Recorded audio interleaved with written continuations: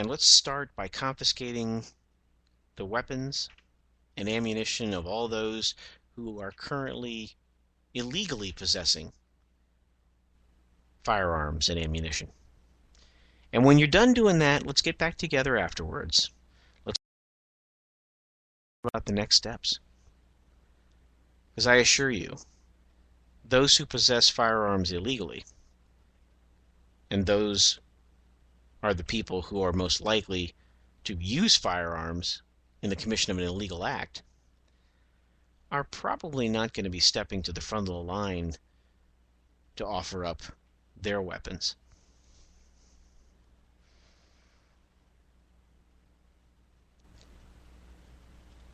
Well, that's my view.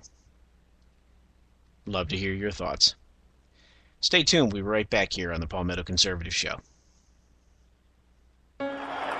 Today is a special day. Today we gather as a nation and as an international community to recognize the selfless decision of one of the most influential women of our time. She's been recognized by religious figures and politicians around the world. To us, she's just Rachel. But to the rest of the world, she is the woman who, after having one too many drinks, chose not to drive home buzzed.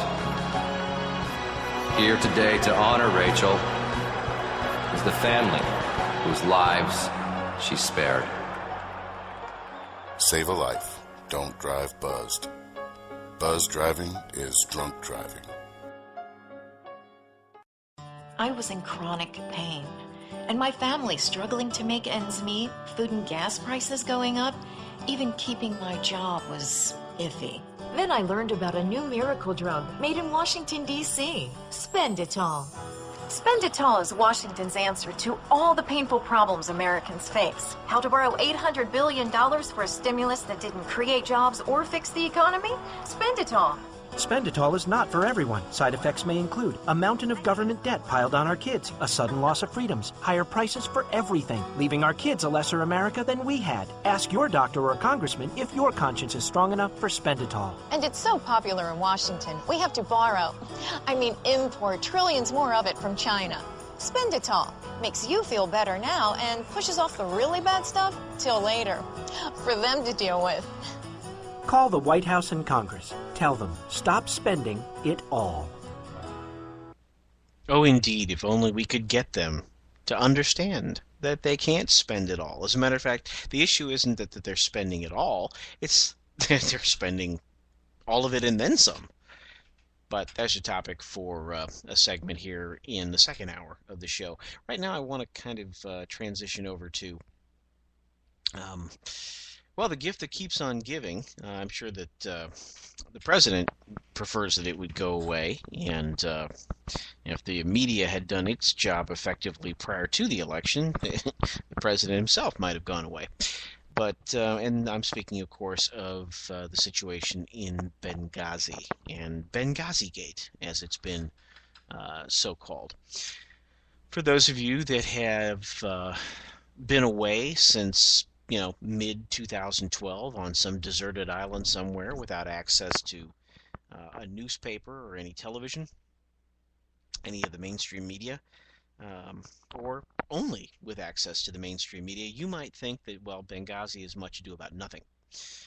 Benghazi, as left-wing journalist, and I use that term loosely, Gene Lyons, has stated that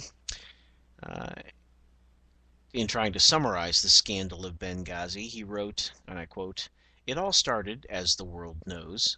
I love the condescension of the left in this particular case. As the world knows. Well, apparently the world does not know, and if the world does know and believes that what he said is true, they're ignorant.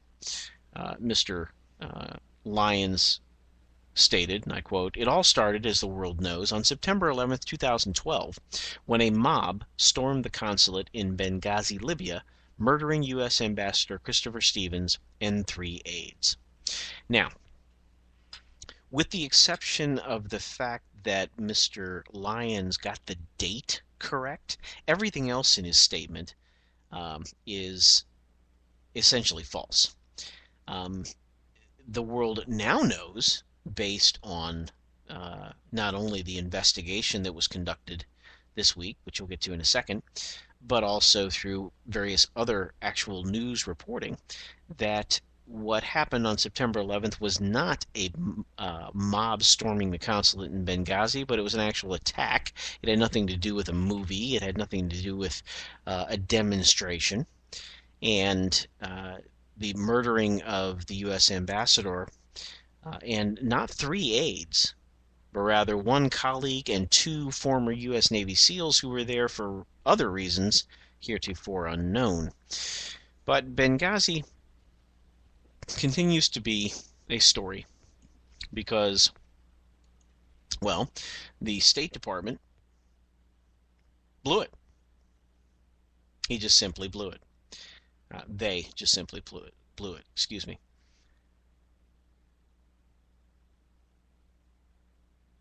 Today, 4 State Department officials resigned under pressure, less than a day after a damning report was released, an unclassified report was released by the Government Accountability Group. And good grief, what did I do with that?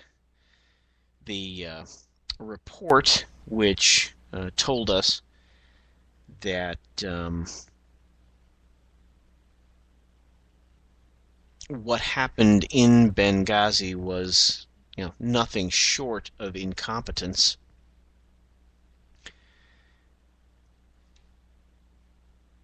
Resulted in 4 State Department officials actually resigning. They came as lawmakers are now expressing anger and frustrations over the findings of the Accountability Review Panel. That, well, to put it one way, indicated that mistakes were made, but no one was responsible for making those mistakes. Yes, you heard me. Mistakes were made, but nobody was responsible for those mistakes. Obama administration officials said that of those stepping down, Eric Boswell, the Assistant Secretary of State for Diplomatic Security, well, there's an example of at least some small degree of accountability. Why it took all this time and why it took an independent accountability review board to get to that point is another story. Charlene Lamb is the Deputy Assistant Secretary responsible for embassy security. So there's that security word again. And Raymond Maxwell, a Deputy Assistant Secretary of State who oversees the Maghreb nations of Libya, Algeria, Tunisia, and Morocco. Well, that's 3 of the 4 people. The 4th resignation I don't know about, but the Accountability Review Board was co-chaired by none other than former member of the Joint Chiefs of Staff, Admiral Mike Mullen. And the most interesting comments about this, the other co-chairman was Thomas Pickering, who's a retired ambassador. They found that they concluded that certain State Department bureau-level senior officials in critical levels of authority and responsibility in Washington demonstrated, quote, a lack of leadership and management ability appropriate for senior ranks in their responses to security concerns posed by the special mission. Now, the latter part of that is really inconsequential. The key words here, in my view, are senior officials in critical levels of authority and responsibility in Washington demonstrated a lack of leadership and management ability appropriate for senior ranks. So here we have, in my view, tacit admission that we had people in various positions who were unqualified, were not capable for the roles that they had, and that as a country we ought to think long and hard as we look at not only the State Department, because I believe this kind of an accountability review board would find probably the same thing in bureau-level senior officials in critical levels of authority and responsibility in Washington, in every single bloomin' agency of government.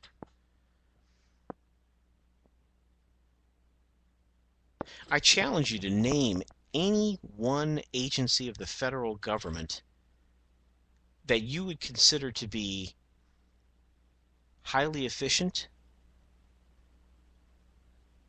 effective, responsive,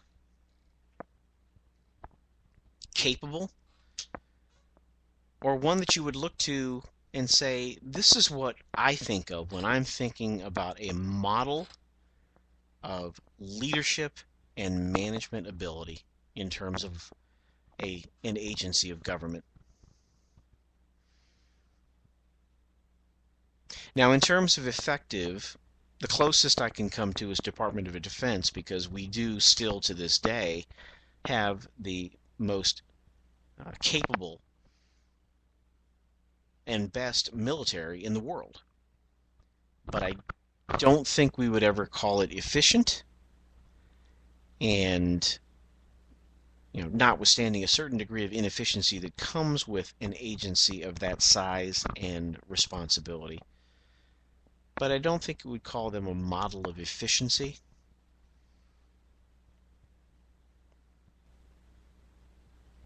So what we have in front of us is a tacit admission that we had people in positions of authority that were, quite frankly, incapable and incompetent. And while I sit here this evening without a cold, with no concussion, ready to testify this evening as to what I believe happened, the Secretary of State has not yet done so. We have assurances that she will do so in open session sometime in January. But call me a doubting Thomas, even though my name is Jim. I'm not holding my breath to see that happen anytime soon.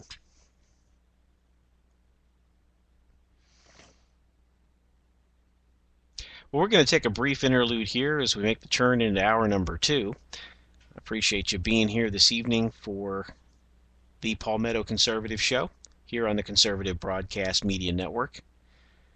Stay tuned. We'll be back in just a minute. Thanks.